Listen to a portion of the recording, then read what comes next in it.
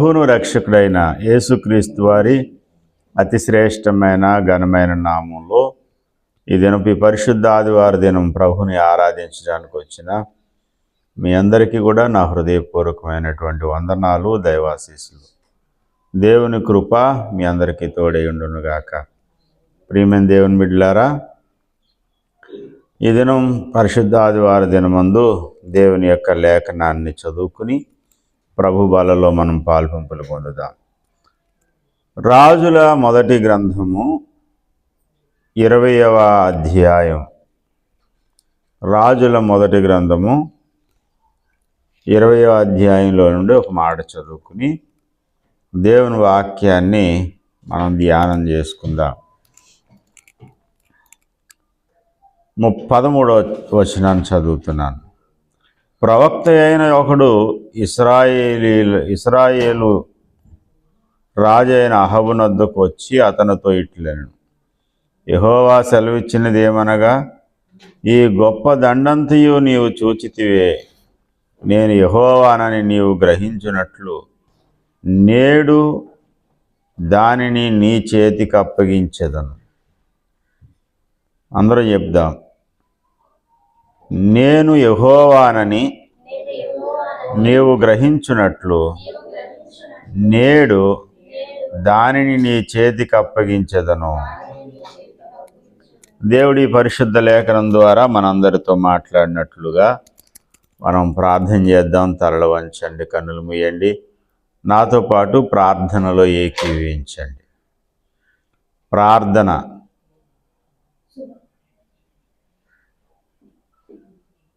ప్రేమ కలిగిన మా యేసయ్య, ప్రియ పరలోకపు తండ్రి, మహిమ కలిగిన మా కన్న తండ్రి, నీకు వందనాలు. సమయాన్న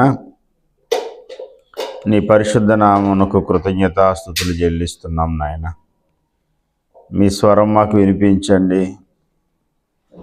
యోగ్యమైన రీతిలో నీ బలను సమీపించడానికి మీరే మాకు కృపను చూపించమని, సమస్త విషయాలలో నీ కార్యం మా జీవితంలో జరిగించమని, వ్యతిరేకంగా పనిచేస్తున్న సాతాను క్రియలను లయము చేయమని, తేటగా సూటిగా మాతో మాట్లాడి మా హృదయాలు ధైర్యపరచమని యేసు నామమున వేడుకుంటున్నాం పరమ తండ్రి. ఆమేన్, ఆమేన్. ప్రభునందు ప్రియమైన దేవుని బిడ్డలారా, యెషయా గ్రంథము 9వ అధ్యాయం 6వ వచనంలో దేవుడు రాయించినటువంటి మాట, మన ప్రభువైన యేసుక్రీస్తు వారు ఈ భూమి మీద అవతరించడానికి ముందు సుమారు 750 సంవత్సరాల క్రితమే ఈ మాట దేవుడు పలికించాడు. ఏలయనగా మనకు శిశువు పుట్టెను, మనకు కుమారుడు అనుగ్రహింపబడెను, ఆయన భుజము మీద రాజ్యభారం ఉండును.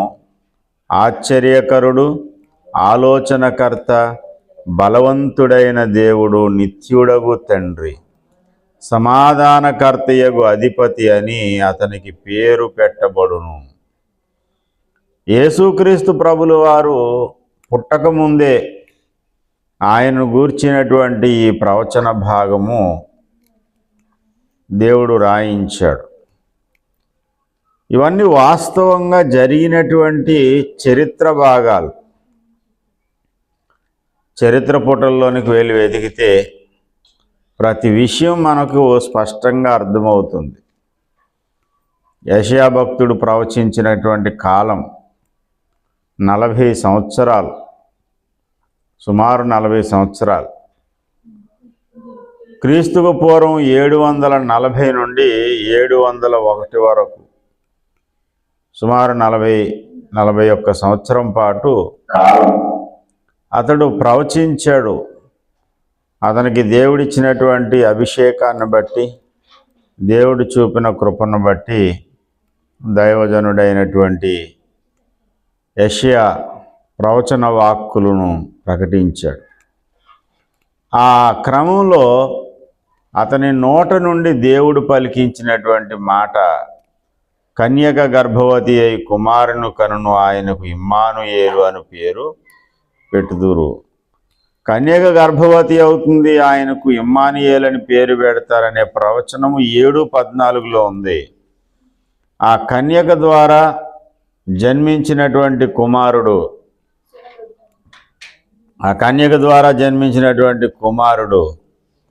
ఎలాంటి వాడో, ఆయన యొక్క వ్యక్తిత్వం ఎలాంటిదో, ఆయన జరిగించే పరిచర్య ఎలాంటిదో ఎంత వివరంగా దేవుడు రాయించాడు. యెషయా గ్రంథం 9వ అధ్యాయం 6వ వచనంలో. 7:14 ఉన్నదేమో ఆయన ఎవరి ద్వారా ఈ భూమి మీదకి వస్తాడో చెప్పాడు దేవుడు. 9:6లో ఆయన జరిగించే పరిచర్య, ఆయన వ్యక్తిత్వాన్ని రాయించాడు. ఆయన జరిగించే పరిచర్య, ఆయన చేసేటువంటి సేవా విధానము, ఆయన వ్యక్తిత్వము, ఇవన్నీ ఈ 9వ అధ్యాయము 6వ వచనంలో రాయబడ్డాయి. కన్యక గర్భవతి అయి కుమారుని కనును, ఆయనకు యేసు అనే పేరు పెడతారు అని క్రొత్త నిబంధనలో మత్తయి సువార్తలో దేవుడు పలికించాడు. యేసు అనే మాటకు అర్థం ఏంటంటే తన ప్రజలను వారి పాపముల నుండి ఆయనే రక్షించును. దానికి నిర్వచనం కూడా చెప్పి మత్తయి సువార్త 1:21లో ఆమె ఒక కుమారుని కనును, తన ప్రజలను వారి పాపముల నుండి ఆయనే రక్షించును గనుక ఆయనకు యేసు అనే పేరు పెడతారు. తన ప్రజలను వారి పాపముల నుండి రక్షించేటువంటి వ్యక్తి ఎవరైతే ఉన్నాడో ఆ వ్యక్తి తప్పకుండా ఆయన కలిగి ఉండవలసినటువంటి బాధ్యతలు, ఆయన కలిగి ఉండవలసినటువంటి పనులు ఈ 9:6లో, యెషయా 9:6లో దేవుడు రాయించాడు. ప్రజలను పాపము నుండి రక్షించేవాడైనటువంటి వ్యక్తి భుజముల మీద రాజ్యభారం మోసేవాడై ఉండాలి. తన ప్రజలను వారి పాపముల నుండి ఆయనే రక్షించగలడు అంటే ఆ రక్షించేటువంటి వ్యక్తి ఆశ్చర్యకరుడై ఉండాలి. ఆ వ్యక్తి ఆలోచనకర్త అయి ఉండాలి, బలవంతుడైన దేవుడై ఉండాలి, నిత్యుడగు తండ్రి సమాధానకర్తయగు అధిపతి అయి ఉండాలి. ఇది రక్షకుడికి ఉండవలసినటువంటి బాధ్యతలు, రక్షకునికి ఉండవలసిన అర్హతలు. ప్రియమైనటువంటి దేవుని బిడ్డలారా, ఎన్నోసార్లు మనం చెప్పుకున్నాము ఆయన ఆశ్చర్యకరుడు అని. ఆశ్చర్యకరుడు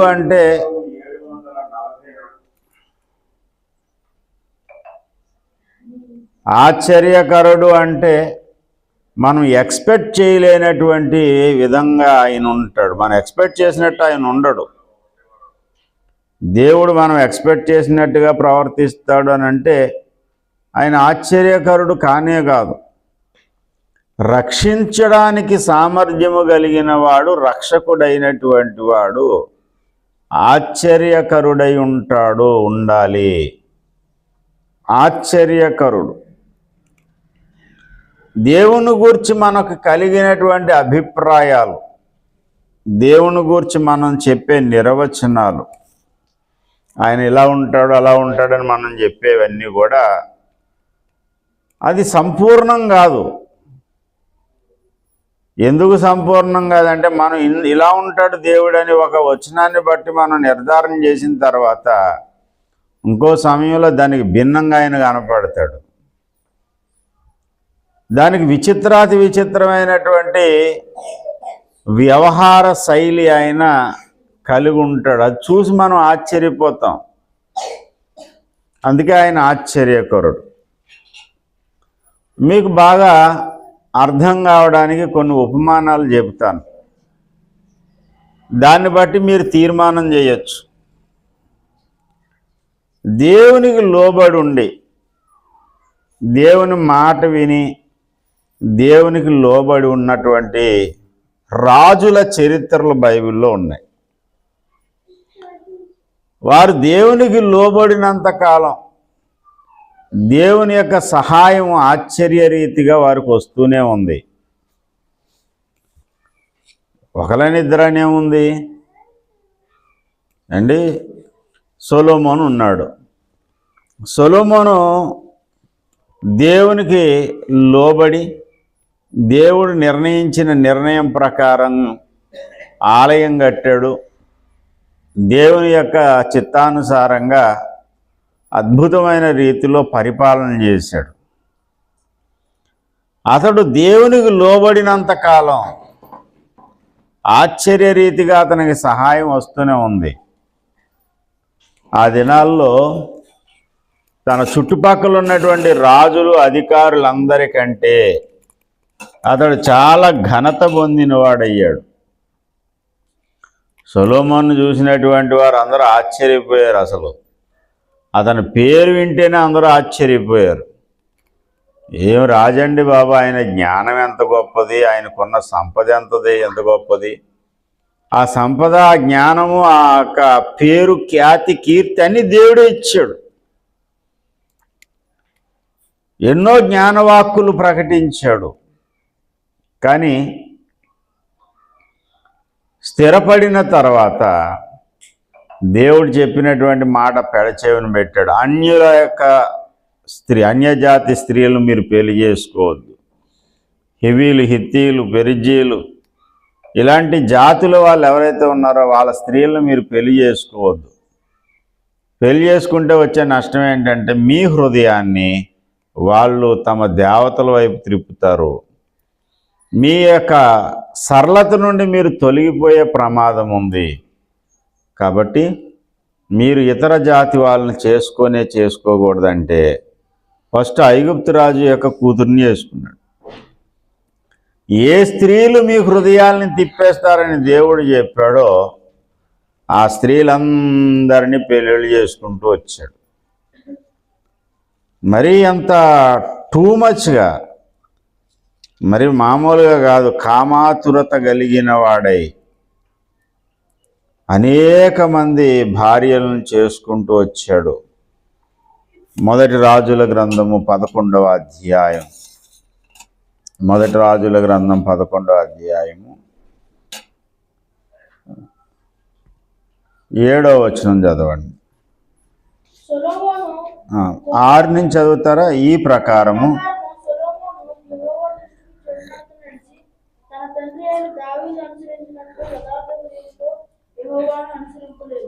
సొలొమోను కెమోషు అను మోయాబీల హేయమైన దేవతలను మెలెకు అను అమోనీయుల హేయమైన దేవతలను యెరూషలేము ఎదురున్న కొండ మీద బలిపీఠము కట్టించెను. తమ దేవతలకు ధూపము వేయుచు బలులు నర్పించుచున్నది. పరస్త్రీలైన తన భార్యల నిమిత్తము అతను ఇలాగ చేశాడు. చూడండి, యెహోవాయే దేవుడు, ఆయన మాత్రమే సేవించాలని ఎన్నో ప్రసంగాలు చేసిన ఆయన తన భార్యల నిమిత్తము దేవుని మార్గాన్ని విడిచిపెట్టేశాడు. 2వ వచనం, కామాతురత గలవాడే వారిని ఉంచుకొనుచూ వచ్చెను. అతనికి 700 మంది రాజకుమార్తెలైన భార్యలు, 300 మంది ఉపపత్నులు కలిగి ఉండేది. ఎంత తెలివైనవాడైనా, ఎంత జ్ఞాపక శక్తి ఉన్నవాడైనా 1000 మంది పేర్లు ఎలా గుర్తుపెట్టుకున్నాడో.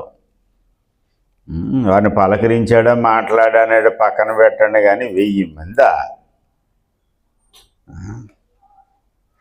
700 మంది రాజకుమార్తెలు, రాణులను, 700 మంది ఏమో ఈ రాజకుమార్తెలు అయితే 300 మంది ఉపపత్నులు. మరలా కామాతురత, విపరీతమైన కామాతురత కలిగి పరస్త్రీలైన స్త్రీలను మోహించి ఇష్టానుసారంగా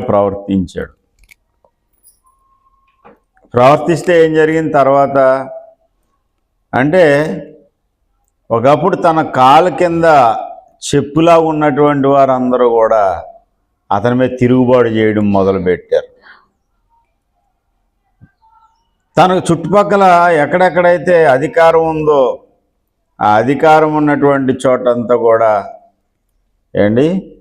ఆ అధికారాన్ని అతడు కోల్పోవలసిన పరిస్థితి వచ్చింది.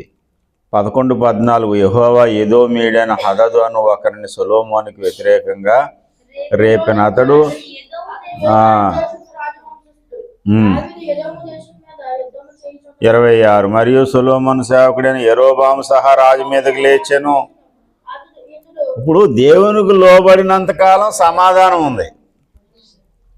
వినండి, దేవునికి లోబడి దేవుని మార్గంలో నడిచినంత కాలం అతడికి సరిహద్దుల్లో సమాధానం. అందరూ అతడు చెప్పినట్టు విన్నారు, ఐశ్వర్యం కలిగిన వాడై ఉన్నాడు.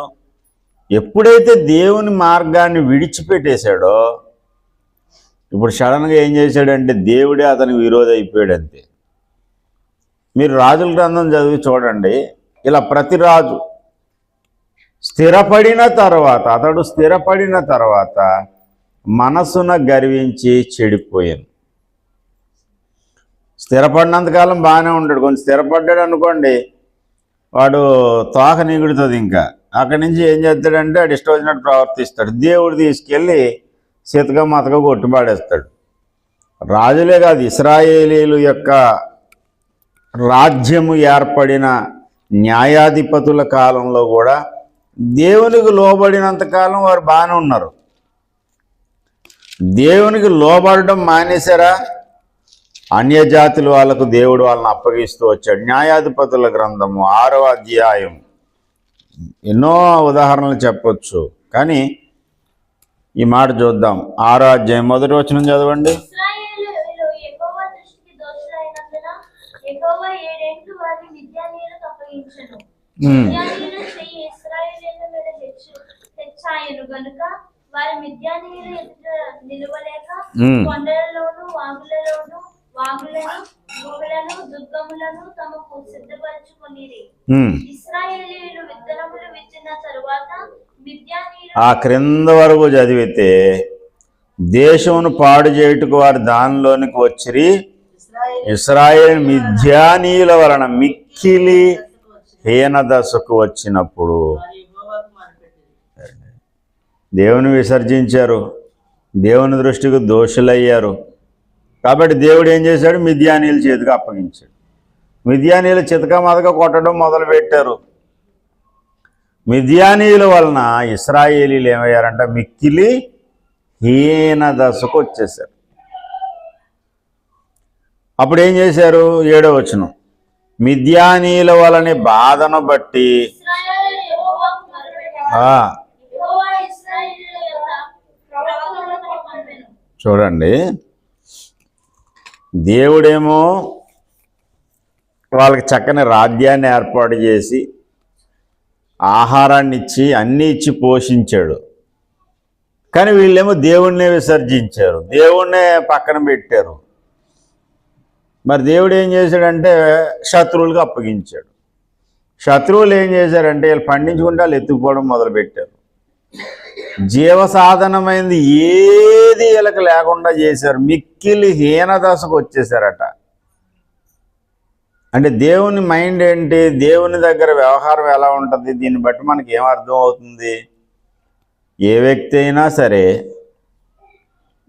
దేవునికి లోబడి ఉన్నప్పుడు దేవుడు అతన్ని ఖచ్చితంగా దీవిస్తాడు, అతని సరిహద్దులలో సమాధానం ఉంచుతాడు. దేవునికి స్తోత్రం. హల్లెలూయా,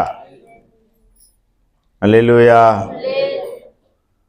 నీ సరిహద్దుల్లో సమాధానం, నీ కుటుంబంలో నెమ్మది, ఇదంతా నీకు కలగాలంటే ఏం చేయాలంటే దేవునికి లోబడి ఉండాలి. దేవునికి లోబడి లేకపోతే దేవుడు మాత్రం నిన్ను విసర్జిస్తాడు అండి. నువ్వు దేవుణ్ణి విసర్జిస్తే దేవుడు నిన్ను విసర్జిస్తాడు. ఇందులో ఇంకేమీ అనుమానం లేదు. దేవుని రూల్, అది దేవుని పద్ధతి. అవునా కాదా అండి? అవునో కాదో మీరే చెప్పండి, మాకెందుకు అన్నట్టు మొహాలు పెట్టకండి. Yes or no. అర్థమైందా, అర్థం కాలేదా? ఏం అర్థం కావడం, ఏం అర్థం కాకపోవడం. ఏం చెప్పారు అసలు మీరు? ఇప్పటివరకు నేను ఏం చెప్పాను అమ్మా? రాజులు దేవుడిని నడిపిస్తున్నారు.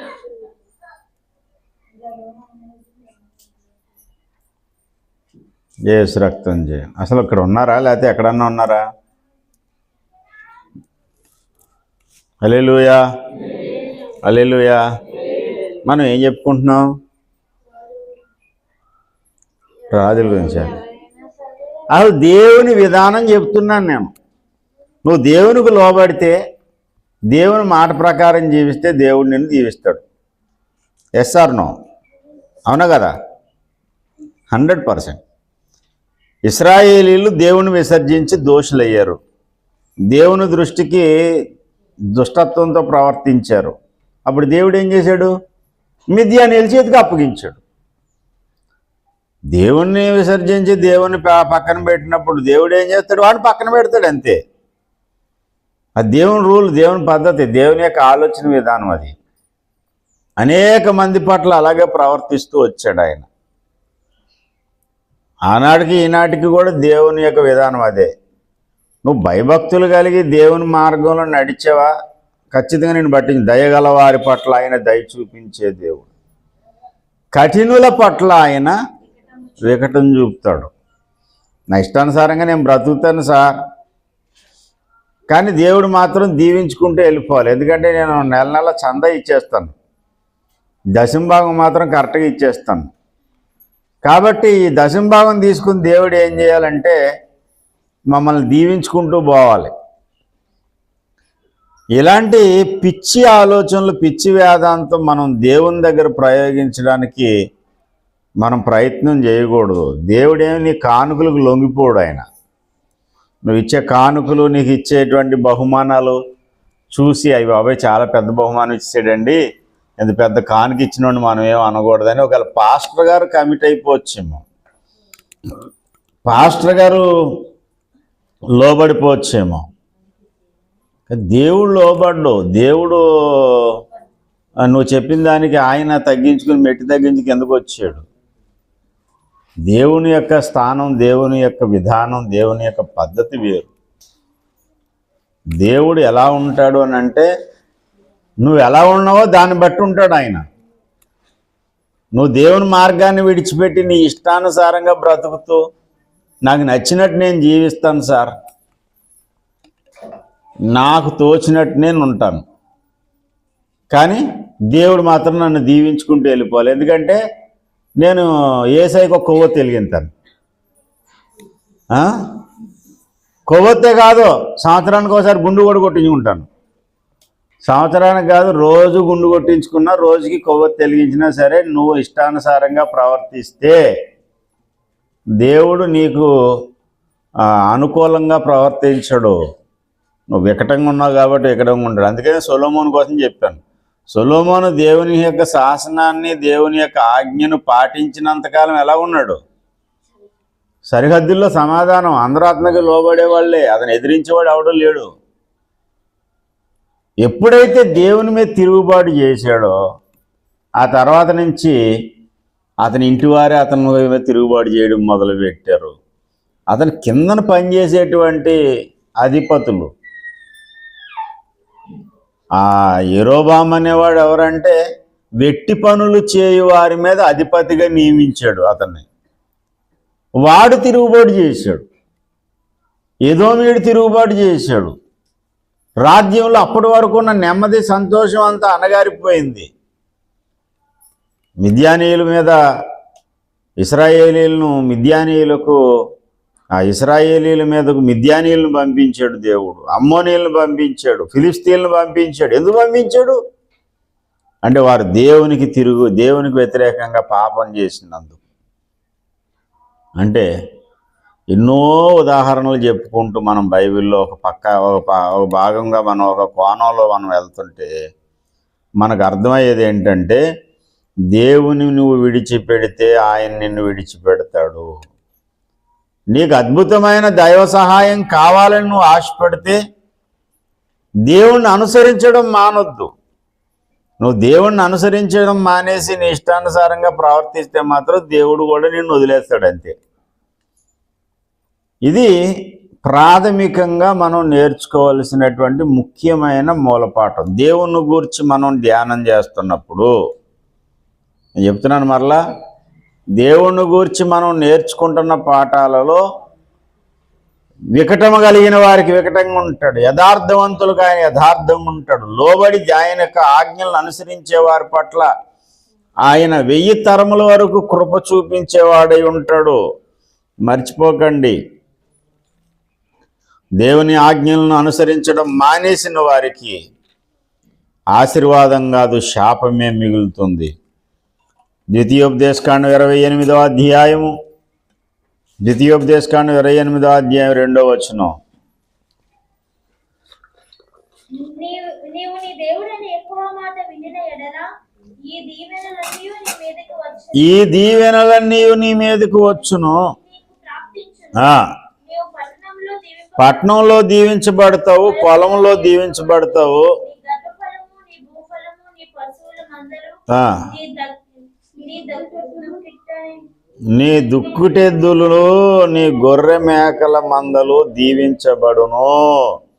నీ గంపయు పిండి పీసుకు తొట్టే దీవించబడుతుంది. లోపలికి వచ్చినప్పుడు, వెలుపలికి వెళ్ళినప్పుడు దీవించబడతావు. దీవెన వచనాలన్నీ చెప్పాడు. 15వ వచనంలోకి వచ్చి, నేను నీకు ఆజ్ఞాపించిన ఆయన సమస్తమైన ఆజ్ఞలను నీవు అనుసరించి నడుచుకొనవలెనని నీ దేవుడైన యెహోవా సెలవిచ్చిన మాట వినని ఎడల అక్కడేమో వినిన ఎడల, ఇక్కడేమో వినకపోతే ఈ శాపములన్నీ నీకు సంభవించును. అంటే దేవుని మాట వినకపోతే శాపం, దేవుని మాట వింటే దీవెన. దేవుని మాట పెడచెవిని పెడితే శత్రువుల ముందు నీకు అపజయం. ఏమన్నాడు? నీ శత్రువుల ఎదుట నువ్వు పారిపోతావు. శత్రువులనేమో తరిమేది ఎప్పుడు? దేవుని మాటకు లోబడినప్పుడు. 7వ వచనం 28:7, నీ శత్రువులను యెహోవా నీ ఎదుట హతమగునట్లు చేయును. వారొక త్రోవను నీ మీదకి బయలుదేరి వచ్చి 7 త్రోవలు నీ యొద్ద నుండి పారిపోతారు. ఒక త్రోవలో నీ దగ్గరకు వస్తారు, కానీ వాళ్ళు ఎన్ని త్రోవల్లో పారిపోతారు? 7 త్రోవల్లో పారిపోతారు. ఎప్పుడు? నీవు నీ దేవుడైన యెహోవా మాట వినిన ఎడల, ఆయన నీకు ఆజ్ఞాపించినటువంటి మాటలు శ్రద్ధగా విని. 28:1, నీవు నీ దేవుడైన యెహోవా మాట శ్రద్ధగా విని ఆజ్ఞలన్నిటినీ అనుసరించి నడిచిన ఎడల, దేవుని యొక్క ఆజ్ఞలు అనుసరించి నువ్వు నడిస్తే, ఆయన మాట నువ్వు శ్రద్ధగా వింటే ఈ దీవెనలన్నీ నీకు ప్రాప్తించును. స్తోత్రం కలుగును గాక. హల్లెలూయా. దీవెనలు ఎప్పుడు వస్తాయండి? దేవుని మాట శ్రద్ధగా విన్నప్పుడు. దేవుడు ఏమన్నాడు? ఆయన ఏం చెప్తున్నాడంటే, నా మాట నీవు వినాలి, నా ఆజ్ఞలన్నీ కూడా నీ హృదయంలో భద్రంగా దాచుకోవాలి. అప్పుడు నీకు ఈ దీవెనలు వస్తాయి. శత్రువుల ముందు నీవు నిలబడాలంటే ముందు నా మాట నీవు వినాలి. అవునా? శత్రువుల మీద విజయం వచ్చేది ఎప్పుడు? చెప్పాలి అందరూ కూడా. శత్రువుల మీద విజయం వచ్చేది ఎప్పుడు? దేవుని మాట విన్నప్పుడు. దేవుని మాట పెడచెవిని పెడితే శత్రువుల మీద విజయం వస్తుందా? రానే రాదు. శత్రువుల దగ్గర నువ్వు పారిపోతావు. నీ శత్రువు నీకంటే బలవంతుడైపోతాడు. వారి దగ్గర నుండి నీవు 25వ వచనం, యెహోవా నీ శత్రువుల ఎదుట నిన్ను ఓడించును. ఒక మార్గమున నువ్వు 7 మార్గములు పారిపోతావు. నువ్వు బయలుదేరేది ఒక మార్గంలోనే. వాడిని చూసి ఏం చేస్తావు అంటే నువ్వు 7 దారుల్లో పరిగెడతావు. కానీ నువ్వు దేవుని మాట అంగీకరించి ఆయన మాట శ్రద్ధగా వింటే నీ ముందుకు వచ్చిన శత్రువులు వాళ్ళు 7 దారుల్లో పరిగెడతారు. అంటే దేవుని రూల్ ఏంటో అర్థమైనప్పుడు మా దేవుని మా చర్చ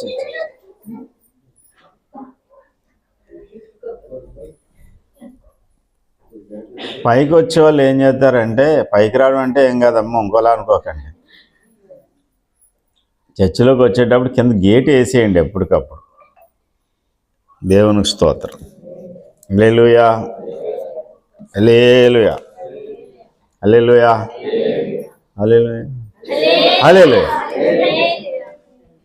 ఒక రూల్ పెట్టాడు దేవుడు, ఒక పద్ధతి, దేవుని విధానం. అది ఏంటా విధానం?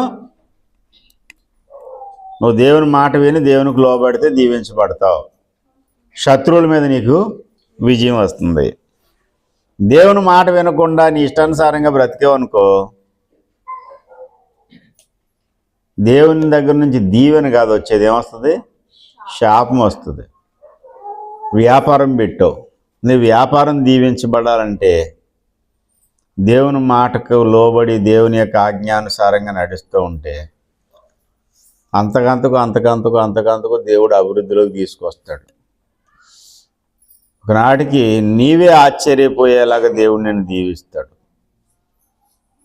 దేవుని మాట పెడచెవిని పెట్టి వాక్యాన్ని పక్కన పెట్టి, దేవుని సన్నిధి పక్కన పెట్టి, నేనేదో సాధించేద్దామని నువ్వు బయలుదేరుతావా? నువ్వు అనుకుంటావు ఈ దెబ్బతో మనం పైకి వచ్చేద్దామని. పైకి రావడం కాదు, ఉన్నకాడ కూడా పోతుంది. దేవుని యొక్క ఆజ్ఞను, దేవుని మాటను నిర్లక్ష్యం చేసేవాడిని దేవుడు దీవించడు. దేశము యొక్క ఉన్నత స్థలములలో దేవుడు ఎవరిని పెడతాడంటే ఆయన సన్నిధిని, ఆయన యొక్క కట్టడను గౌరవించేవాడిని.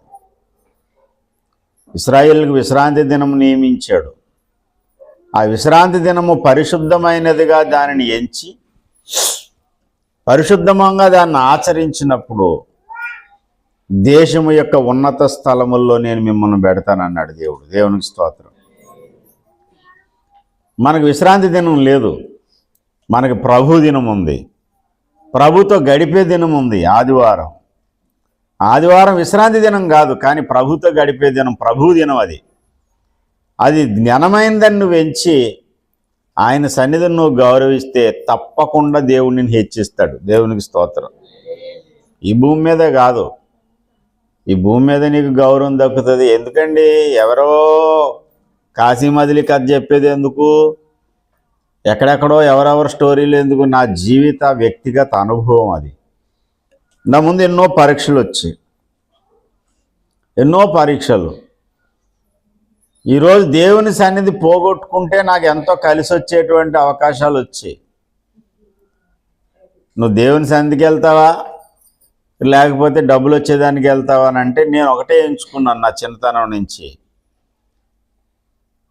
నేనేమనుకున్నానంటే ఈ డబ్బులు ఈరోజు ఉంటే రేపు పోతాయి, బ్రతకడానికి దేవుడు ఏదో దారి పెడతాడు, కానీ నేను దేవుని సన్నిధి మాత్రం పోగొట్టుకోనని నిర్ణయం చేసుకున్నాను. దేవుడు నన్ను మాత్రం దీవించడం మొదలుపెట్టాడు. దేవునికి స్తోత్రం. నేనే కోటీశ్వరుని అయిపోయినాను అనుకోను, అంటలేదు. అంతకంటే ఎక్కువ ఘనమైన స్థితిలో పెట్టాడు దేవుడు నన్ను. దేవునికి స్తోత్రం. కోటీశ్వరుడు అయితే వాళ్ళ ఇంట్లో వాళ్ళు భయపడతారు, కోటీశ్వరుడు కూడా వచ్చి నాతో ప్రార్థన చేయించుకుంటాడు. అర్థమైంది? ఇప్పుడు అంతకంటే ఉన్నతమైన స్థితిలోనే పెట్టాడు. కోట్లు లేకపోవచ్చు, ఘనమైన దేవుని నామం నాకు దొరికింది, ఆయన అభిషేకం నాకు దొరికింది. ఘనులమైనటువంటి వ్యక్తుల కంటే ఎత్తుగా నన్ను నిలబెట్టాడు ఆయన. దేవునికి స్తోత్రం కలుగునగా. హల్లెలూయా. దైవజనుడు అంటే రాజు కంటే ఘనుడు అంటే, ఎందుకంటే రాజులను నియమించే పని కూడా దైవజనుడిగా అప్పగించాడు. ఇదంతా, ఈ ఘనత అంతా ఇలా దొరుకుతుందయ్యా బాబు అంటే ముందు దేవుణ్ణి నువ్వు ఘనపరచడం మొదలుపెట్టు. నాకు ప్రతి చోట ఇదే గొడవ అండి. ఏ గొడవ అంటే పనికి వెళ్ళిన రోజు నన్ను చాలా మెచ్చుకునేవారు. చాలా సురుగ్గా చేస్తున్నాడు కుర్రాడు, వెళ్ళిన దగ్గర నుంచి మళ్ళీ వచ్చే వరకు ఖాళీగా ఉండను. యాక్టింగ్ నాకు రాదు, నాకు వచ్చిన పని నేను చేసుకుంటూ పోతాను, నమ్మకంగా చేసుకుంటూ వెళ్తాను, టైంకి వెళ్తాను. టైం అయిపోయినా ఒక గంట సేపు ఎక్స్ట్రా పని చేస్తాను. కుర్రాడు, నీకులాంటి కుర్రాడు ఉంటే మాకు చాలా మంచిది అంటాడు. బాగానే ఉంది కదా. అది శనివారం వరకు బాగానే ఉంటుంది. శనివారం నాడు ఆదివారం కొంచెం పని మిగిలిపోయింది, రేపు వచ్చేయాలంటాడు. అక్కడ నాకు వచ్చే దిగటం. నేనేమంటానంటే ఏం లేదండి, నేను చర్చికి వెళ్ళాలి, రావడానికి అవ్వదు అంటాను. అలా అంటే ఎలాగమ్మా అంటాడు ఫస్ట్ వారం. నేను మొదటే చెప్పాను కదండి, జాయిన్ అయిన రోజు చెప్పాను నాకు ఆదివారం సెలవు. సరే సరే వెళ్ళిపోండి. ఒక వారం గట్టెక్కిందా, రెండో వారం గట్టెక్కిన తర్వాత మూడో వారం గృహప్రవేశం. అది సోమవారం ఎప్పుడో ఉంటుంది, ఆదివారం పని అయిపోవాలి, లేకపోతే గృహప్రవేశం ఆగిపోద్ది. నా ముందు రెండు ఉన్నాయి, రెండు మార్గాలు. దేవుణ్ణి సంతోషపెట్టాలా, వీడిని సంతోషపెట్టాలా. వీడిని సంతోషపెడితే ఆ రోజు ఒక 100 రూపాయలు ఎక్స్ట్రా ఇస్తాడేమో. అంతా ఈయన్ని సంతోషపెట్టేది ఏముంది, దేవుణ్ణి సంతోషపెట్టడమే మేలు అనుకునేవాడిని. అది గట్టిగా నువ్వు రాకపోతే కుదరదమ్మా, సోమవారం మరి గృహప్రవేశం. సరే సార్ అలాగే అండి. ఏం బాధ పెట్టేవాడిని కాదు. తెల్లవారుజామున లేచేవాడిని, ప్రార్థన చేసుకున్నది, తలస్నానం చేసేవాడిని, చర్చికి వెళ్ళిపోయాడు. ఆ పని ఏం పోయిందో తెలియదు, అది ఏమైపోయాడు తెలియదు. మళ్ళీ సోమవారం నాడు వెళ్ళేసరికి గొడవ. ఒక ఆయన అయితే చెప్పేశాడు, నువ్వు కానీ అంటే వాళ్ళందరూ పెట్టుకున్నారు, కక్ష పెట్టుకున్నారు, ఈ నెలగన్నా మానిపించాలి ఆదివారం కూడా అని డెడ్ లైన్ పెట్టాడు. నువ్వు ఆదివారం నాడు గుడికి వెళ్ళిపోయి పని మానేసేలాగైతే ఇంకా నువ్వు పనికి రావద్దు అంటే నవ్వేసి వెళ్ళిపోయాను. యథావిధిగా ఆదివారం గుడికి వెళ్ళిపోయాను, సోమవారం అయితే ఇంకా రావద్దని చెప్పాడు. నేను అసలు బాధపడలే. ఎందుకు బాధపడలేదు తెలుసా? నా దేవుని నేను లోబడ్డాను, నా దేవుని కోసం నేను పని పోగొట్టుకున్నాను, ఎంత గొప్ప సంగతి అని చెప్పి పని దగ్గర నుంచి వచ్చి మా మామయ్య కొట్టు దగ్గర ఉన్నాను. మా మామయ్య షాప్ ఉండేది, అక్కడ షాప్ దగ్గర ఉన్నాను. షాప్ దగ్గర కూర్చుంటే ఎవడో చిల్లర పని ఏదో డోర్ ఏదో లాక్ ఏదో పడిపోయింది, అది రావట్లేదు రమ్మంటే మా మాయ అన్నాడు, నువ్వు వెళ్ళి బాగు చేయరా అన్నాడు. బండి మీద తీసుకెళ్ళారు. ఓ 10 నిమిషాల్లో షట్ చేసాను. అది రోజు జీతం ఎంత ఇస్తారో అంత జీతం ఇచ్చాడు ఆ గంట సేపటికి. అయిపోయింది కదా, జేబులో పెట్టిన వచ్చి మళ్ళీ కూర్చున్నాను. కూర్చున్న తర్వాత కాసేపటికి ఇంకోటి వచ్చాడు, మా మాయతో మాట్లాడాడు. ఈ అబ్బాయి ఎవరన్నాను? అమ్మ మేనల్లేండి. మరి ఏం మంచి పనుడు, బాగా పని చేస్తాడు. రేపు నుంచి మాతో రావా, అక్కడ ఎంత ఇచ్చేవారు అంటే 40 రూపాయలు ఇచ్చేవారు. అప్పుడు మేస్త్రి జీతం 100 రూపాయలు పెద్దోళ్ళకి, నేను కుర్రోడిని 40 రూపాయలు ఇచ్చాను. 40 అంటే 50 ఇస్తానరా. దేవుని కోసం నేను చర్చ్ కోసం పని పోగొట్టుకున్నందుకు 40 రూపాయల నుండి నా జీతం 50 రూపాయలు అయింది. అంతే గిడ సొంకేలాగే ఉన్నాను. అప్పుడు పెద్ద వయసు లేదు, పెద్ద ఒళ్ళు లేదు. షార్ట్ కట్లో నా జీతం మేస్త్రితో సమానం జీతం అయిపోయింది, సంవత్సరం తిరగకుండా. దానికి కారణం ఏంటంటే ఇదే, వెళ్ళిన ప్రతి చోట ఇదే గొడవ. ఏ గొడవ? ఒకసారి చెప్పాను, గంజి వీరాస్వామి గారని ఒక R&B కాంట్రాక్టర్ ఉండేవాడు, పెద్ద ఆయన. ఆయన నాస్తిక భావజాలం, అంటే ఎవరిని నమ్మడు, ఏ దేవుణ్ణి దేవతని నమ్మడు, సమాజాన్ని నమ్ముతాడు, స్వశక్తిని నమ్ముతాడు. అలాంటి వ్యక్తి ఆయన. చాలా ఒక 60-70 సంవత్సరాల వయసు ఉంటుంది, తెల్లగా ఉండదు తల, చాలా పెద్ద ఆయన, ముసలాయన. PR కాలేజ్ పని చేస్తున్నాం, ఇంకా ఒక్క రోజు అందులో ఒకడు మానేసిన పని సాగదు. పైన మేడ పైన షెడ్ పనులు అయ్యి నమ్మకంగా చేసేవాడిని. ఆదివారం నాడు తెలుసు ఆయనకి, అప్పటికే సంవత్సరం బట్టి చేస్తున్నాను ఆయన దగ్గర పని. వచ్చాడు, బాబు దాసు బాబు, పెద్దోడిని, నేను రిక్వెస్ట్ చేస్తున్నాను, రేపు పొద్దున్న కానీ నువ్వు పని ఎగ్గొట్టావు అనుకో, నీతో పాటు ఇల్లు కూడా పని పోతుంది. పని పోయినా పర్వాలేదు, దానివల్ల ఏమవుతుందో తెలుసా? నా R&B కాంట్రాక్ట్ బిల్లు ఆగిపోయిందంటే 2 నెలల వరకు మళ్ళీ నా బిల్లు రాదు. నువ్వు చేసే ఒక్క తప్పు పనికి నా బిల్లు ఆగిపోద్ది అని ఆయన రిక్వెస్ట్ చేశాడు, బెదిరించలేదు. నా నిర్ణయం ఏంటి? అటు సూర్యుడు ఇటు వచ్చినా సరే నా నిర్ణయం మారదు. పెద్ద ఆయన, మరి ఇంత పెద్ద ఆయనంత రిక్వెస్ట్ చేశాడు కాబట్టి నేను చెప్పాను, అలాగే సార్ మీరు చెప్పినట్టే చేస్తాను, నమస్కారం సార్ అని చెప్పి. ఉదయం పనులకు వెళ్ళాలా, నేను చర్చికి వెళ్ళాలా అంటే ఏదో ఒక సమయం ఖాళీ అయితే రావచ్చు చర్చికి, అంటే ఆ అవకాశం కూడా లేదు. ఇప్పుడు ఉదయాన్నే నేను వెళ్ళిపోయానంటే సాయంత్రం వరకు పని చేయాలి, సాయంకాలం ఏ చర్చిలు ఉండవు, ఏ అవకాశం లేదు.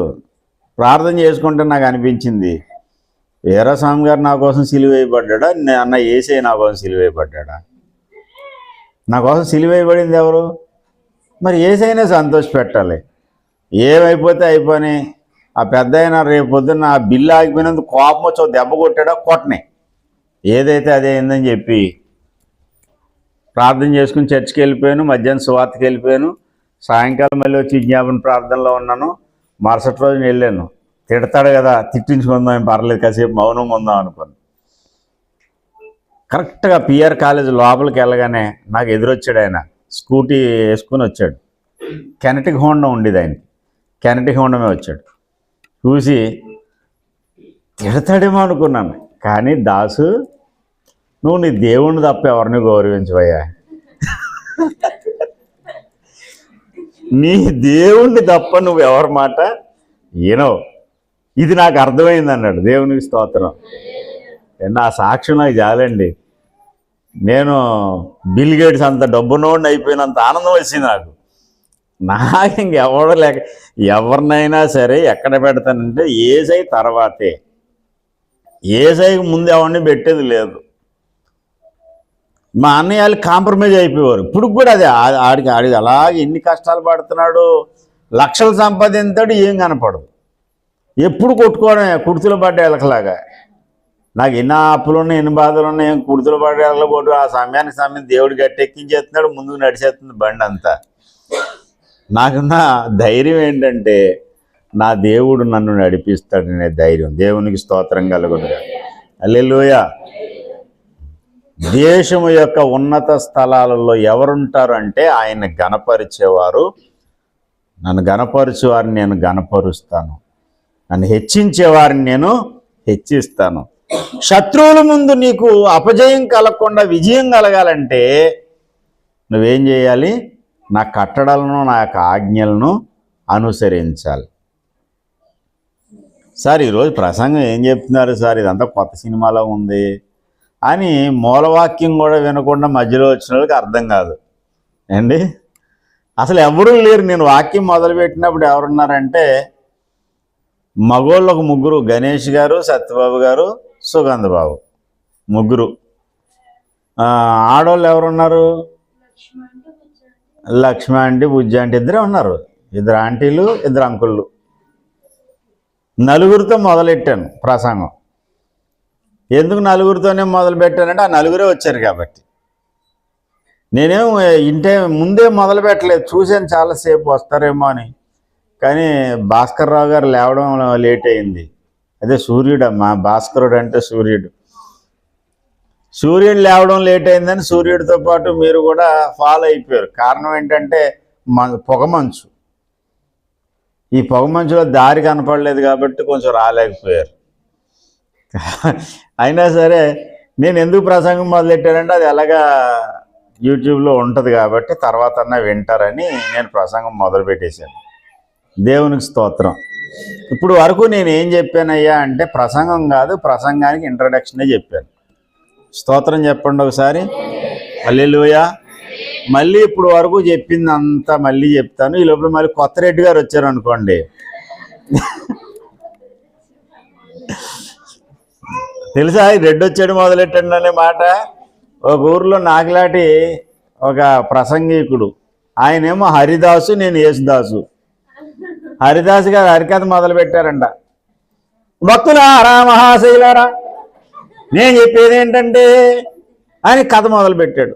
కథ సగానికి అయిన తర్వాత ఊర్లో మరి రెడ్లే కదా రాజులు, ఊర్లో పరిపాలకులు. రెడ్డి గారు వచ్చారంట. దాసు గారు ఆగండి, రెడ్డి గారు వచ్చారు మొదలెట్టండి అన్న. బుల్రెడ్డి గారు వచ్చారు. బుల్రెడ్డి గారు వచ్చారు. బుల్రెడ్డి గారు రాగానే భక్తులారా, వాట్ ఏ టైమింగ్ బ్రదర్.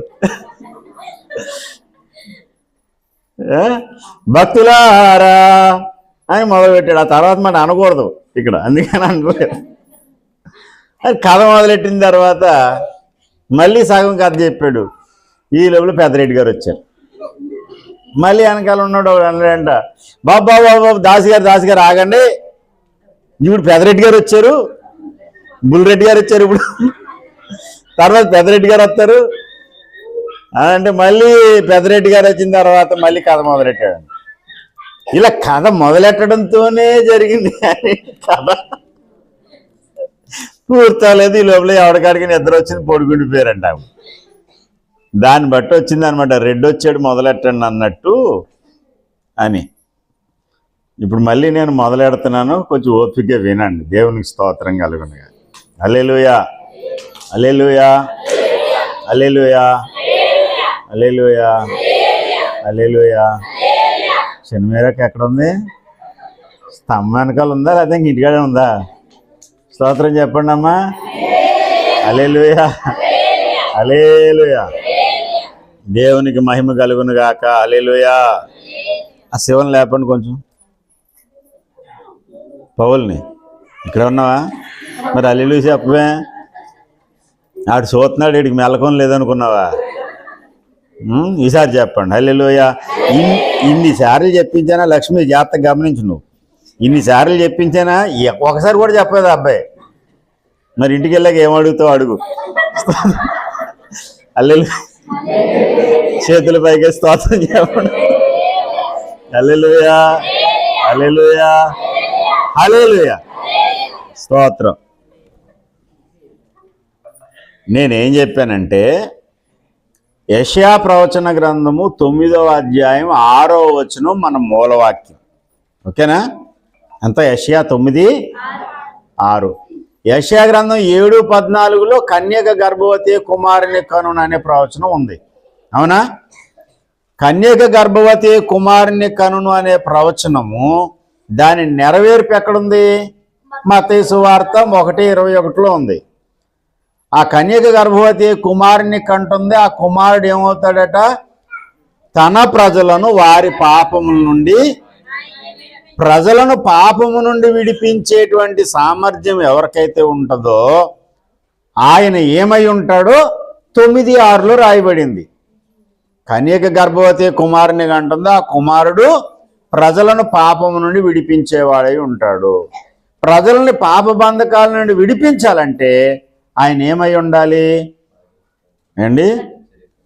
ఆశ్చర్యకరుడు, ఆలోచనకర్త, బలవంతుడైన దేవుడు, నిత్యుడగు తండ్రి, సమాధానకర్తయగు అధిపతి. అందులో ఏ మాట తీసుకున్నాను నేనంటే ఆశ్చర్యకరుడు అనే మాట తీసుకున్నాను. ఆయన ఆశ్చర్యకరుడు అంటే మనం ఎక్స్పెక్ట్ చేసినట్టు ఆయన ఉండడు. సాధారణంగా దేవుని విధానం ఏంటి అంటే ఆయనకు లోబడే వారిని దేవుడు దీవిస్తాడు. ఇది ప్రాథమిక విచారణలో మనకు దొరికినటువంటి సమాచారం. ప్రాథమికంగా మనకు దొరికిన సత్యం ఏంటయ్యా అంటే దేవునికి నువ్వు లోబడి ఉండు. అప్పుడు దేవుడు ఏం చేస్తాడు? నీ జీవితంలో ఆశీర్వాదం, దీవెన అనేది అనుగ్రహిస్తాడు. నువ్వు దీవించబడాలంటే, ఆశీర్వదించబడాలంటే ఒకటే మార్గం ఉంది. ఆ మార్గం ఏంటి? దేవునికి లోబడి ఉండాలి. నీ శత్రువుల ముందు నీకు విజయం రావాలంటే దేవుని మాట శ్రద్ధగా వినాలి. దేవుని మాట శ్రద్ధగా వినకుండా దేవుని నిర్లక్ష్య పెట్టినటువంటి వ్యక్తులు అపజయం పాలవుతారు, అపకీర్తి పాలవుతారు. నీకు అపజయము, అపకీర్తి రాకుండా ఉండాలంటే నీ దేవుడైన యెహోవా మాట శ్రద్ధగా విని ఆయన మార్గంలో నీవు ఆయన త్రోవలను అనుసరించుకుంటూ నడవాలి. ఇది ఏ పద్ధతి? ఇది దేవుని విధానము. దానికి ఎన్నో ఉదాహరణలు చెప్పాను. మిద్యానీయులకు చేతిలో ఇశ్రాయేలీలు పడ్డానికి కారణం ఏంటి? దేవుని మాట వినకపోవడం. సొలొమోను తన దాసుల ముందు అతనికి అవమానం కలిగింది. వెట్టి పనుల మీద అధికారి కూడా ఆయన మీద కాలెత్తాడు, ఆయన మీద చెయ్యెత్తాడు. ఎదోమీయుడు ఆయన మీద తిరుగుబాటు చేశాడు. ఇలా తిరుగుబాటులన్నిటికీ మూల కారణం ఏంటంటే అతడు దేవుడి మీద తిరుగుబాటు చేశాడు.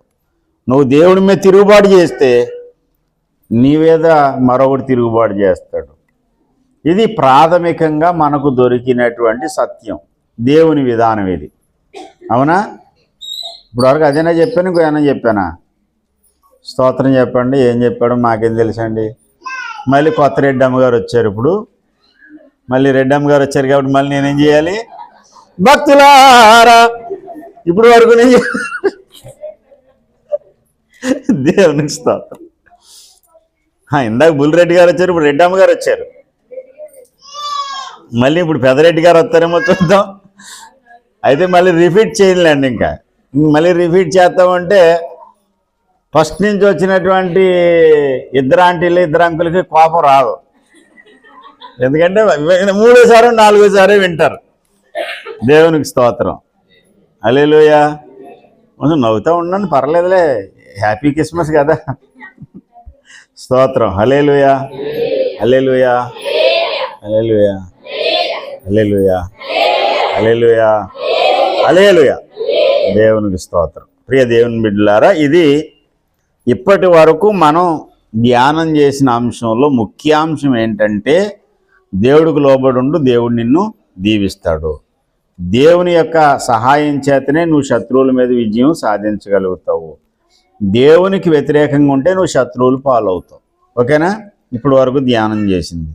ఇప్పుడు నేను చదివించిన మూలవాక్యం ఏంటి అమ్మా? మూలవాక్యం ఏంటమ్మా? అది చదివించిన మూలవాక్యం అండి. ప్రసంగం ప్రారంభించినప్పుడు 9:6 నుంచి మొదలెట్టానన్నాను, కానీ మూలవాక్యం అది కాదు. మూలవాక్యం ఏది? మొదటి రాజుల గ్రంథము. నేను ప్రసంగం ప్రారంభించినప్పుడు ఎక్కడి నుంచి మొదలుపెట్టాను? నేను యెషయా 9:6 నుంచే మొదలుపెట్టాను, కానీ మూలవాక్యం ఏం చదివించాను?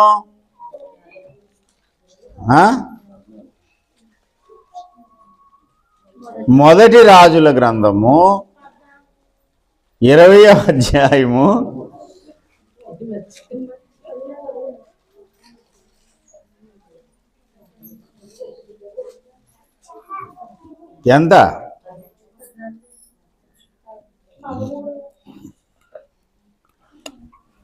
13వ వచనం. అహబునొద్దకు వచ్చి అతనితో ఇట్లా, నేను ఈ గొప్ప దండంతయు నీవు చూచితివే,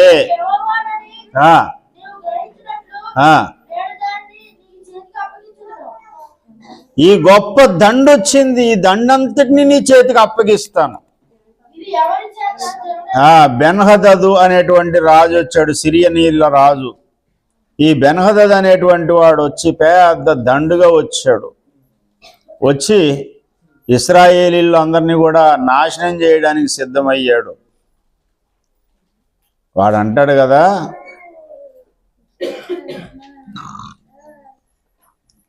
ఏడో వచనం, కాగా ఇశ్రాయేలీల రాజు దేశ పెద్దలందరినీ పిలువనంపించి 10వ వచనం చదవండి. బెన్హదదు మరలా అతని యొద్దకు దూతలను పంపి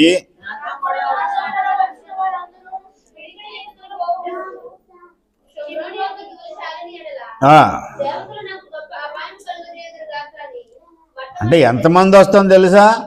మేము వచ్చిన వాళ్ళందరం కూడా, నాతో కూడా వచ్చిన వారందరూ పిడికెడు ఎత్తుకొని పోవుటకు షమ్రోని యొక్క ధూళి చాలిని ఎడల. అంటే ఒక్కొక్కడో పిడికిలతో ఎత్తుకుపోతారన్నమాట బూడిదంతా. అంటే ఆ పట్టణాన్ని కూలగొట్టేసి ఎత్తుకుపోయేంత, అంటే ఓ పట్టణాన్ని పగలగొట్టి బద్దలు కొట్టేసి నాశనం చేసి ఆ ధూళి ఎత్తుకుని పోయేంత దండుగా మేము వస్తాం, లేకపోతే దేవతలు నాకు అపాయం చేసినట్టు అవుతుంది. సవాల్ విసిరాడు వాడు, మొత్తం నాశనం చేసి పడేస్తాను మీ దేశాన్ని అని రాజు అయిన బెన్హదదు సవాల్ విసిరాడు. సవాల్ విసిరితే ఇప్పుడు ఏం చేయలేని పరిస్థితుల్లో అహాబురాజు ఉన్నాడు. అహాబురాజుకి ఏం చేయాలో అర్థం కాలేని పరిస్థితిలో ఉంటే సడన్గా ఒక ప్రవక్త వచ్చాడు అతని దగ్గరికి. ప్రవక్త వచ్చి అహాబునొద్దకు వచ్చి అంటున్నాడు, ఈ దండంతయు నువ్వు చూచితివే, నీ చేతికి వారిని అప్పగించేదను.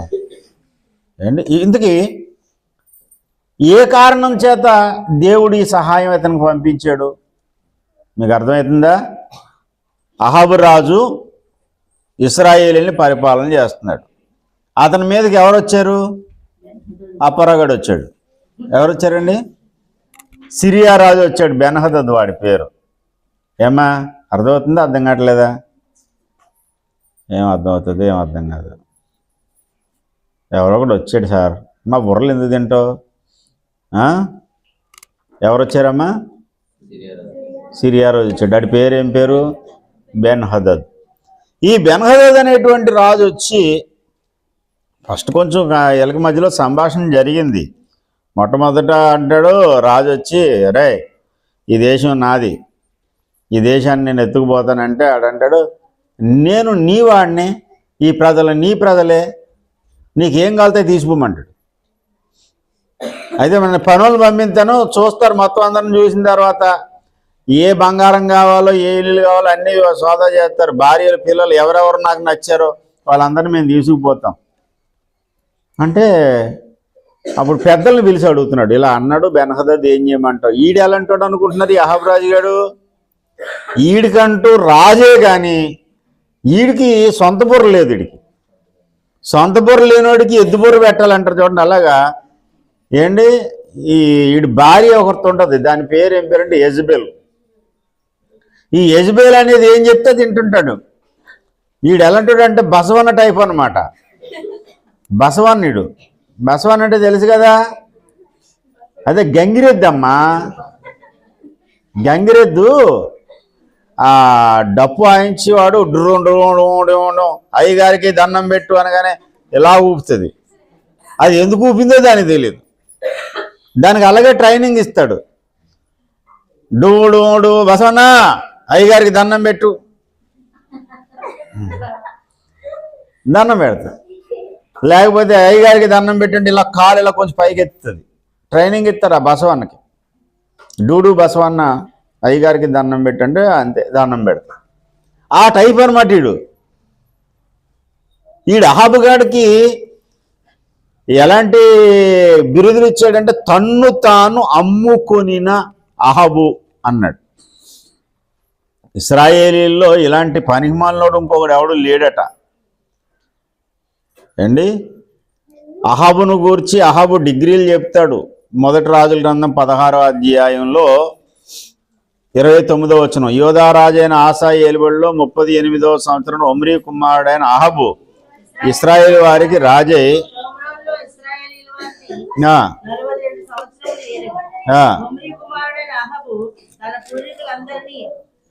మించినంతగా యెహోవా దృష్టికి చెడుతనము చేశాడు. నెబాతు కుమారుడైన యెరోబాము జరిగించిన పాపక్రియలను అనుసరించి నడుచుకొనుట స్వల్ప సంగతి అనుకొని అతడు సీదోనీయులకు రాజైన యత్మైలు కుమార్తె అయిన యెజబెలును వివాహం చేసుకుని బయలుదేవతను పూజించు దానికి షోమ్రోనులో తాను బయలునకు కట్టించిన మందిరమందు బయలునకు ఒక బలిపీఠం కట్టించాను. మరియు అహాబు దేవతా స్తంభం ఒకటి నిలిపెను. ఈ ప్రకారం అహాబు తన పూర్వీకులైన ఇశ్రాయేలు రాజులందరికంటే ఎక్కువగా పాపము చేసి ఇశ్రాయేలీయుల దేవుడైన యెహోవాకు కోపము పుట్టించెను. దేవునికి కోపం పుట్టించిన వాడు వీడు. 21వ అధ్యాయం 25వ వచనం, తన భార్య అయిన యెజబెలు ప్రేరణ చేత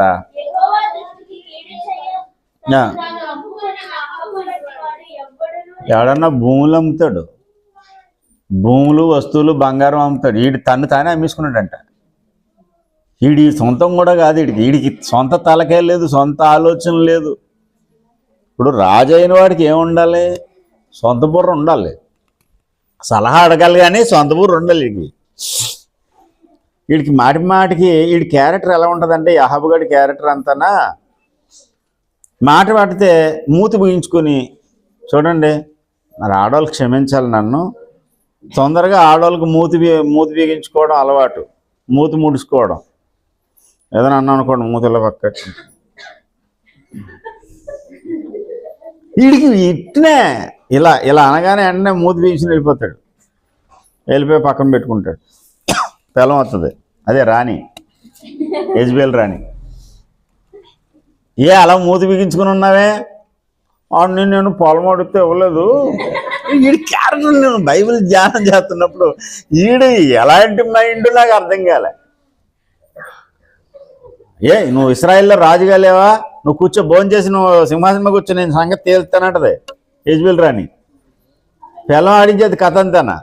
వీడు మాత్రం ఎటు అంటే అటే. డూడు బసవన్న పెద్దలందరూ వచ్చాను. ఈ బెనహదదిగాడు వచ్చి అంటాడు, ఈ దేశం నాది, నేను తీసుకెళ్ళిపోతాను. అసలు యుద్ధం చేయాలి, అంటే విజయం ఇదేదో జరగాలి. అది ఏమీ లేకుండా 20వ అధ్యాయం చదవండి ఒకసారి. 20వ అధ్యాయం మొదటి వచనం. తన యొద్దకు గొర్రెలను సమకూర్చుకొనిన ఆ, ఇద్దరు రాజులుండగా ఆ, సిరియా రాజైన బెన్హదదు ఉమ్, సైన్యమంతటి సమకూర్చుకొని బయలుదేరి షోమ్రోనును ముట్టడివేసి దాని మీద యుద్ధము చేసెను. ఆ.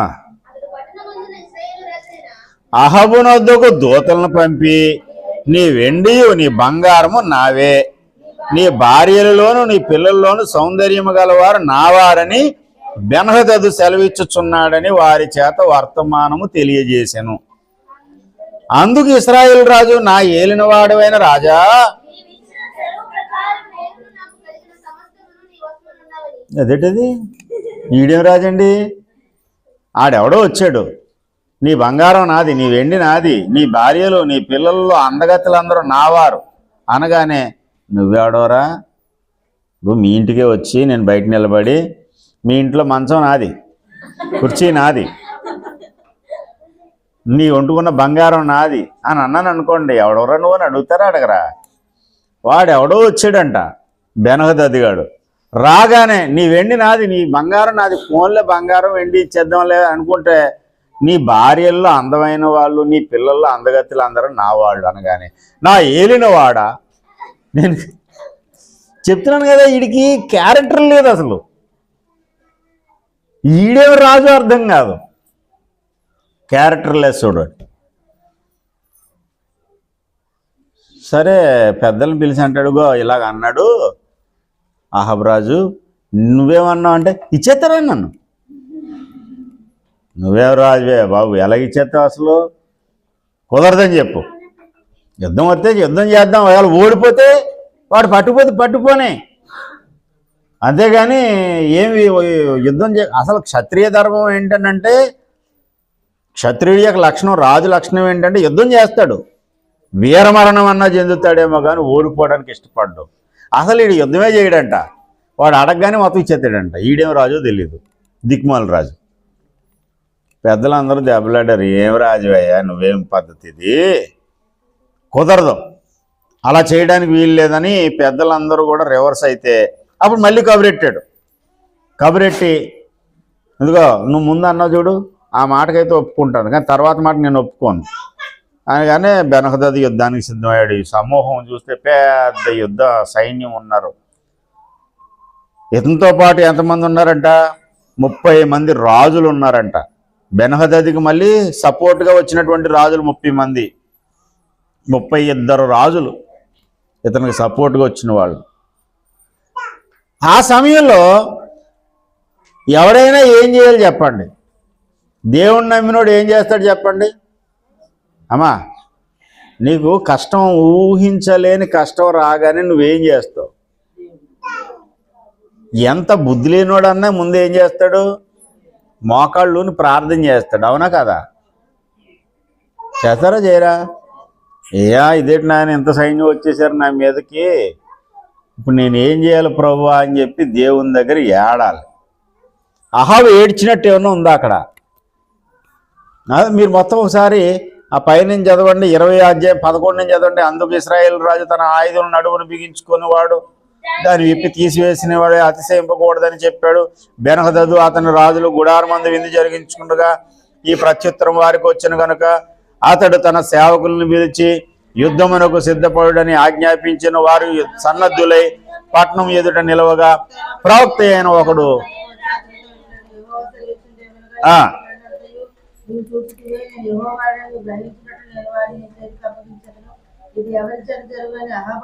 ఆగండి. ఇప్పుడు హలో ఉన్నారు అక్కడ? అవతల ఎవరు వచ్చారు? అప్పరగడు వచ్చాడు. ఎవరు? బెనహదదు కూడా వచ్చాడు. సరే నువ్వు కోపంగా చెప్తారా? ఎవరు వచ్చారు? బెనహదదు వచ్చాడు. ఎవరి మీదకి వచ్చాడు? అహం మీదకి వచ్చాడు. బెనహదదుతో పాటు ఇంకెంతమంది ఉన్నారు? 32 మంది రాజులు ఉన్నారు, 32 రాజులు. 32 రాజులు అంటే వాళ్ళ సైన్యం కూడా వచ్చి ఉండాలి. గొప్ప దండొచ్చి షమ్రోను పట్టణం చుట్టూ ఉన్నారు. ఇప్పుడు వీడేం చేశాడు? అహాబరాజు వెళ్ళి దేవుని సన్నిధిలో మొరపెట్టాడా? మొరపెట్టలేదు. ప్రజలందరినీ దేవుని వైపు తిరిపి మనందరం కలిసి దేవుని ఆరాధిద్దామన్నాడా? అది లేదు. సడన్గా ప్రవక్త ఒకడు ఎంటర్ అయ్యాడు. ప్రవక్త ఎంటర్ అయ్యి చెప్తున్నాడు, దేవునికి స్తోత్రం. ప్రవక్త ఎంటర్ అయ్యి చెప్తున్నాడు, ఏమంటున్నాడంటే, దేవునికి స్తోత్రం.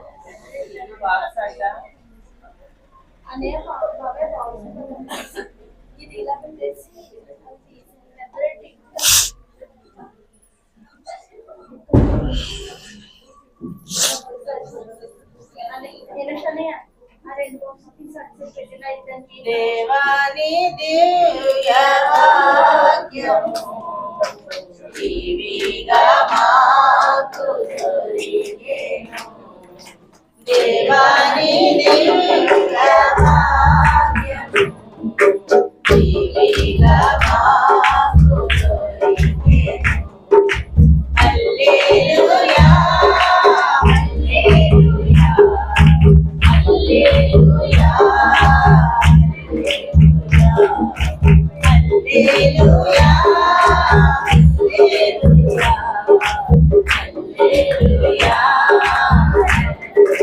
హల్లెలూయా హల్లెలూయా హల్లెలూయా.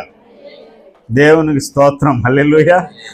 ప్రియమైన దేవుని బిడ్డలారా, బెన్హదదు అతని సైన్యము ఒక సమూహంగా వచ్చినప్పుడు బుద్ధి బుర్ర ఉన్నవాడు ఎవడన్నా సరే దేవుని సన్నిధిలో మొర్రపెట్టి, దేవా మాకు సహాయం చేయండి అని అడగాలి. ఆ ప్రార్థన కూడా చేయలేదు.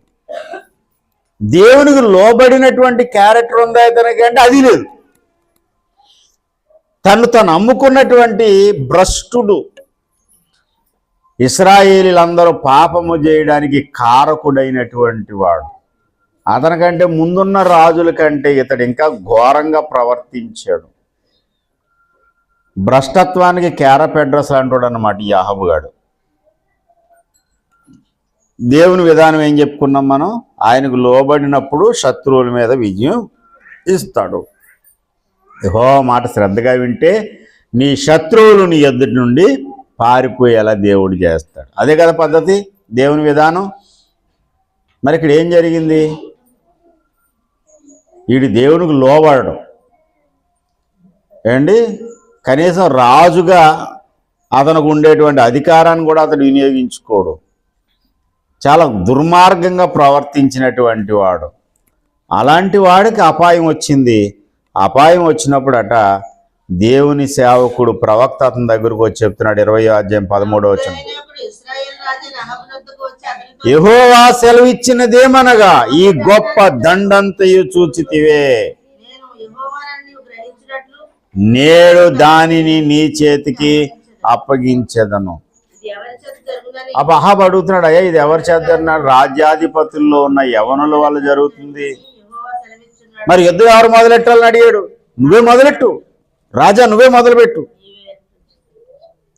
ఇంక విచిత్రం ఏంటంటే దేవుణ్ణి ఎడబాసినటువంటి రాజుకి దేవుడు సలహాలు ఇవ్వడం, దేవుణ్ణి ఎడబాసి దేవునికి దూరంగా దేవునికి వ్యతిరేకంగా బ్రతికే వ్యక్తిని దేవుడు పట్టించుకోవడం, ఇతడు సలహా అడగగానే దేవుడు వెంటనే సమాధానం చెప్పడం, ఇది చాలా వింతగా లేదు? ఒకసారి విజయం వచ్చిందా అంటే ఒకసారి కాదు, 2 సార్లు విజయం వచ్చింది. తుక్కు కింద కొట్టి పాడేశారు. షమ్రోను పట్టణం చుట్టూ కొండ మీద ఉన్నటువంటి ఈ శత్రువులందరినీ చితగొట్టి పాడేశారు, తరిమి పాడేశారు. గొప్ప వధ జరిగింది. వధ జరిగిన తర్వాత వాళ్ళ ఇంటికి వెళ్ళి ఆలోచించుకున్నారు, ఒరే బాబు, వాళ్ళ దేవుడు కొండలకు దేవుడు కాబట్టి వాళ్ళ దేవుడు పట్టు అంతా కూడా, వాళ్ళ దేవుడు సిమ్ కార్డు అంతా కూడా ఎక్కడ పని చేద్దంటే కొండల మీద పని చేస్తుంది. సిమ్ కార్డు బాబా ఉన్నాడు కదా మనకి, తెలుసా తెలీదా? సిమ్ కార్డు బాబా ఉన్నాడు మన కాకినాడలోని. వాడు అంటాడు యేసుప్రభు సిమ్ కార్డు ఎక్కడ పనిచేద్దట? ఇజ్రాయెల్లో పనిచేద్దంట. వీళ్ళ దేవుడు సిమ్ కార్డు ఏమో ఆంధ్రప్రదేశ్లోనే ఇండియాలోనే పనిచేద్దట. ఆ పక్కగానే వెళ్తే ఈ నెట్వర్క్ పనిచేయదంట వీళ్ళ దేవుడిది. ఈడు సిరియావాడు కూడా అలాగే అనుకుంటున్నాడు. వాళ్ళ దేవుడు కొండలకు సంబంధించిన దేవుడు. వాళ్ళ దేవుడు నెట్వర్క్ అంతా కొండల మీద బాగా పనిచేసింది కాబట్టి మనం యుద్ధానికి వెళ్ళినప్పుడు కొండల మీద ఓడిపోయాం, రేపు ఇలా కాదు ఇంకో పని చేద్దాం, మైదానంలోకి వెళ్దాం. మైదానం అంటే ప్లెయిన్గా ఉన్నటువంటి ప్రాంతానికి వెళ్దాం, అక్కడికి వాళ్ళని రమ్మందాం. అప్పుడు మన దగ్గరికి వచ్చారనుకోండి, మన దేవుడు సిమ్ కార్డు బాగా మైదానంలో పనిచేస్తుంది, వాళ్ళ దేవుడేమో కొండల మీద పనిచేస్తుంది. కాబట్టి కొండ దిక్కు కిందకు వచ్చారనుకోండి, ఆ సిమ్ కార్డ్ నెట్వర్క్ వీక్ అయిపోద్ది కాబట్టి మన నెట్వర్క్ స్ట్రాంగ్గా ఉంటుంది కాబట్టి మనం యుద్ధం చేద్దామని చెప్పేసి వీళ్ళు ప్లాన్ చేసుకున్నారు. ఆఖర్ రెడ్డి గారు కూడా వచ్చేసారు. ఇప్పుడు మనం చెప్పుకున్నా సరే హ్యాపీగా వెళ్ళిపోవచ్చు. దేవునికి స్తోత్రం. హల్లెలూయా. పెద్దిరెడ్డి గారు హల్లెలూయా. మొదటి రాజుల గ్రంథము 20వ అధ్యాయం 28వ వచనం.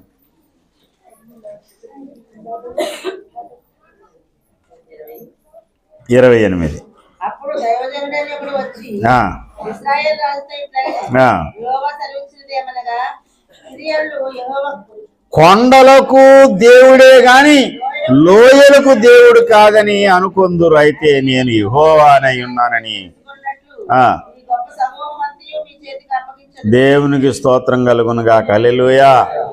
నన్ను కొండలకే, నా నెట్వర్క్ కొండలకే అనుకుంటున్నారు. ఈ అపరిపూర్ణంగాడికి కూడా అలాగే ఉంది అండి. ఇజ్రాయేల్లోనే సిమ్ కార్డు పనిచేద్దాం అనుకున్నాడు ఈ అపరిపూర్ణంగాడు. అపరిపూర్ణంగాడు అండి ఎవడు? బెన్హదదు. రాజు అయిన బెన్హదదుకి పరిపూర్ణత లేదు, అడిగి తెలీదు. కొండలకు మాత్రమే దేవుడు కాదు, లోయలకు కూడా దేవుడు నేను. ఆ విషయం మీరు తెలుసుకోవాలి. కాబట్టి మరలా బెన్హదదు వాడి సైన్యం వచ్చినప్పుడు తుక్కు కింద కొట్టండి మీరు. మళ్ళీ వెళ్ళి లోయల్లోకి వచ్చారు, లోయల్లో కూడా విజయం ఇచ్చాడు దేవుడు. దేవునికి స్తోత్రం. హల్లెలూయా. లోబడని రాజుకి కలిగిన విజయం. ఎవరు కలిగిన విజయం ఇది? దేవుడికి లోబడినోడికి విజయం వచ్చిందంటే గొప్ప సంగతి అంటే చాలా మనం అందరం కూడా అభినందించవచ్చు. వాడు దేవుడికి లోబడ్డాడు కనుక దేవుడు వాడికి విజయం ఇచ్చాడు. దేవుడికి లోబడ్డాడు కనుక ఆశ్చర్యకరంగా దేవుడు అతనికి సహాయం చేశాడు. దేవుడికి లోబడ్డాడు కనుక ఆశ్చర్యకరంగా దేవుడు అతను విడిపించాడు చెప్పుకోవచ్చు. కానీ వీడు లోబడిలా రకమైన వీడి దేవుడినన్న గంగిరెద్దులా బుర్రోపడం తప్ప ఏమీ లేదు వీడికి, అహాబుగాడికి. మరి అలాంటి వాడికి దేవుడు ఎందుకు సహాయం చేశాడు? అందుకనే ఈయన ఆశ్చర్యకరుడు అన్నారు. దేవునికి స్తోత్రం కలుగునుగా. హల్లెలూయా. హల్లెలూయా. హల్లెలూయా.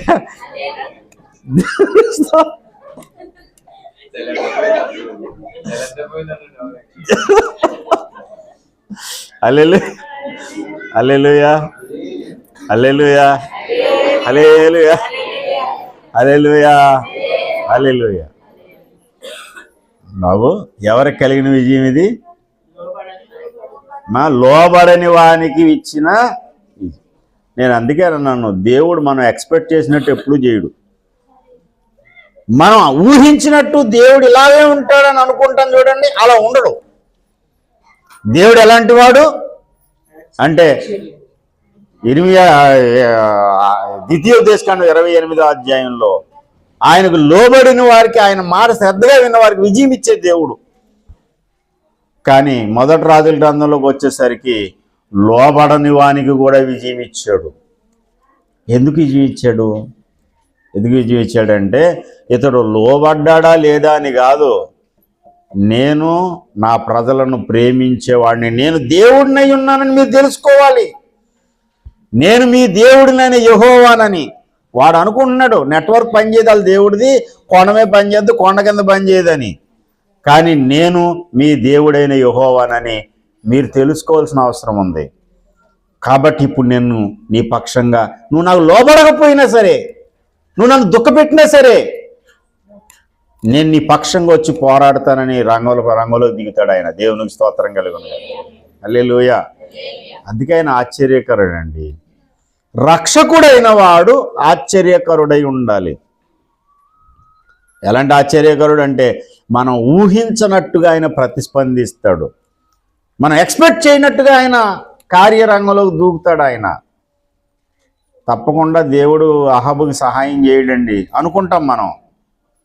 ఇప్పుడు మనకి జడ్జిమెంట్ చేయమని ఒక అవకాశం ఇచ్చారు. ఏంటి, ఏ పరిస్థితుల్లో?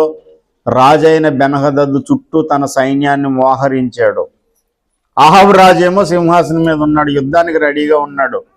ఇప్పుడు చెప్పండి, విజయం వస్తుందా రాదా? ఎలక్షన్ మూమెంట్లో ముందు ఏమంటారు, దాని పేరు సర్వేలు చేస్తారు కొంతమంది. సర్వే, ఆయన ఎవరో కేకే ఆర్కే సర్వే చేస్తాడు. అతను చెప్పాడంటే 100% అలాగే జరుగుతుందట. ఇప్పుడు మనల్ని సర్వే చేయమన్నారు. బెన్హదద్ వచ్చి 32 మంది రాజులను తీసుకొచ్చి మోహరించాడు. అహాబు రాజు యుద్ధానికి సిద్ధపడుతున్నాడు. ఇప్పుడు విజయం వస్తుందంటారా రాదంటారా? వస్తుందంటే ఏ అనండి, రాదంటే బి అనండి. అంటే దేనికి నొక్కుతాం మనం అందరూ బిఏ. ఎలా వస్తుంది సార్? దేవుడిని వదిలేశాడు. గంగిరెద్దులా పెళ్ళని చెప్పినట్టు ఊపుతున్నాడు బుర్ర. ఆ గంగిరెద్దు గడికి ఎక్కడొస్తుంది? బి బి బి బి అన్ని బీలే. సడన్గా ఏసై వచ్చి ఏ నొక్కాడు. అది ఆశ్చర్యకరుడు. దేవునికి స్తోత్రం. హల్లెలూయా. అదేంటి నాయన, లోబడలేనోడికి ఎందుకు ఇస్తావు నువ్వు? లోబడలేనోడికి ఎందుకు విజయం ఇస్తావు? లోబడని వాడి పక్షంగా ఎందుకు నువ్వు దిగి వస్తావు? రే పిచ్చోడా, వాడు లోబడ్డా లేదా అనే దానికోసం రాలేదు నేను. ఇప్పుడు నేను దేవుణ్ణా కాదా అనే సమస్య వచ్చింది. ఇప్పుడు అన్యజనుల మధ్యలో నా నామం అవమానం అవుతుందిరా. ఇప్పుడు నేను కానీ రంగప్రవేశం చేయకపోతే వాడేమనుకుంటాడు? నా దేవతల ముందు ఆ దేవుడిని నిలవలేకపోయాడు అనుకుంటాడు. కాబట్టి నా ఘనమైన నామము నిమిత్తము నేను దిగి వచ్చాను అని దిగి వచ్చాడు ఆశ్చర్యకరుడైన దేవుడు. దేవునికి స్తోత్రం కలుగును. హల్లెలూయా. గతించిన వారం దినాల్లో మనకు విజయం వచ్చినందుకైనా, ఆశ్చర్యకరమైన సహాయం వచ్చినందుకైనా, లేకపోతే మనం అనుకున్న పనులు సఫలమయ్యాయి అనుకున్నా, ఇది నా నీతిని బట్టి నా ప్రార్థన బట్టి అంతా జరిగిందని మనం గర్వించొద్దు. మన నీతి, మన యొక్క ప్రార్థన, మన భక్తి కాదమ్మా, ఆయన ఘనమైన నామమును బట్టే జరిగింది. దేవునికి స్తోత్రం కలుగును గాక. హల్లెలూయా. ఆశ్చర్యకరుడైన దేవుడు ఎప్పుడు ఎలా స్పందిస్తాడో మనకు తెలియదు. కొన్నిసార్లు మాకు అనిపించదు, అయ్యగారు ఎలా రియాక్ట్ అవుతారో మనకు అర్థం కాదు సార్. ఒక విషయం తీసుకెళ్ళాం అనుకోండి, ఇదే విషయానికి ఒకప్పుడు ఇంకోలా రియాక్ట్ అయ్యారు, ఇప్పుడు ఇంకోలా రియాక్ట్ అవుతారు. ఎందుకు రియాక్ట్ అయ్యాడు ఆయన అంటే, ఆయన తాళం ఎక్కడ మోగుతుందంటే ఆ పైన మోగుతున్న తాళం ప్రకారంగా ఆయన స్టెప్లు వేస్తున్నాడు ఆయన. దేవునికి స్తోత్రం. దేవుడు మోగించినటువంటి, దేవుడు నడిపించిన నడిపింపు ప్రకారం స్టెప్లు వేస్తాడు కనుక, స్టెప్ తీసుకుంటాడు కనుక ఆయన ఈ లోకానికి ఎవరికి అర్థం కాడు ఆయన. దేవునికి స్తోత్రం కలుగును గాక. ఆశ్చర్యకరుడైన దేవుని చేత నడిపించబడిన వాడు కూడా ఎవరికి అర్థం కాడు. ఆశ్చర్యకరుడైన దేవుడు ఎప్పుడు ఎలా స్పందిస్తాడో, ఎప్పుడు ఎలా ప్రవర్తిస్తాడో కూడా మనకు అర్థం కాదు.